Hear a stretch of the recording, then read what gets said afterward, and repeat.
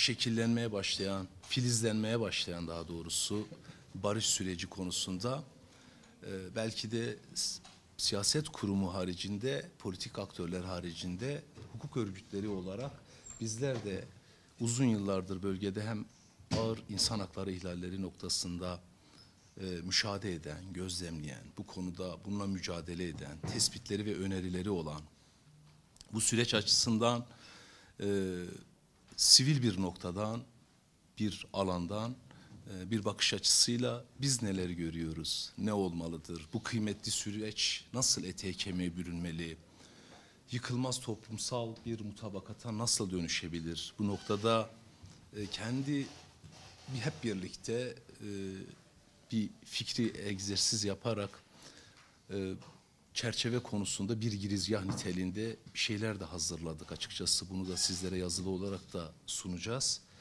Bugün bu anlamda bunun için buradayız. Bütün siyasi partiler grubundan ve genel başkan düzeyinden randevu almaya çalıştık.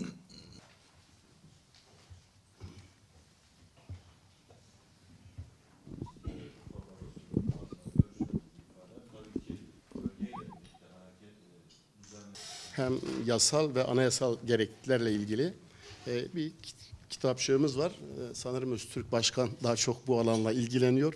Böyle bir mevzuat çalışması yaptık. Baromuzun çalışması. Ben öncelikle teşekkür ediyorum. Yani bu kadar baro başkan arkadaşla bir arada olmak, ortak hazırladıkları süreci destekleyen bir metin sunmalarından dolayı çok mutlu oldum.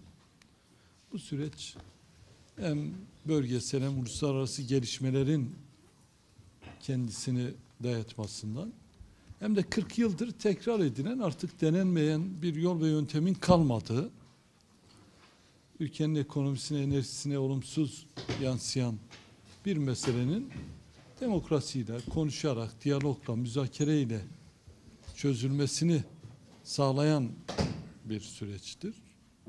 Biz önemsiyoruz sürecin kendisini. Dolayısıyla hem Orta Doğu'daki gelişmeler hem içerideki gelişmeler bir biçimde herkesi bu sürece zorladı, açık söylüyorum. Bu sürecin bozulma ihtimali yok mu? Tabii ki her yerde olduğu gibi var.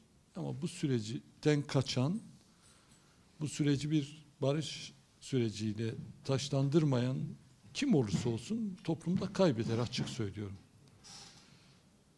Bu sürecin kendisi nedir? Bu sürecin kendisi 100 yıllık bir meselenin çözümü, 50 yıllık şiddet ve çatışmanın sonlandırılmasıdır. Başta Kürt meselesi olarak Türkiye'nin demokratikleştirilmesidir. Çok kıymetli bir süreç. Henüz yolun başında ama buna emin olun, bütün samimiyetimle söylüyorum. Kürt tarafı ovasıyla, dağıyla ne aklınıza gelirse, diasporasıyla, dışarıdakiyle, sürgündekiyle, cezaevindekiyle bu süreci destekliyor ve gerçekten inanıyor. Yani sadece desteklemiyor, inanıyor. İşte bu inancın, bu karşılığın biraz diğer çevrelerde de oluşması bence bu süreci inşallah başarıya ulaştıracak. Başka çıkar yolumuz yok.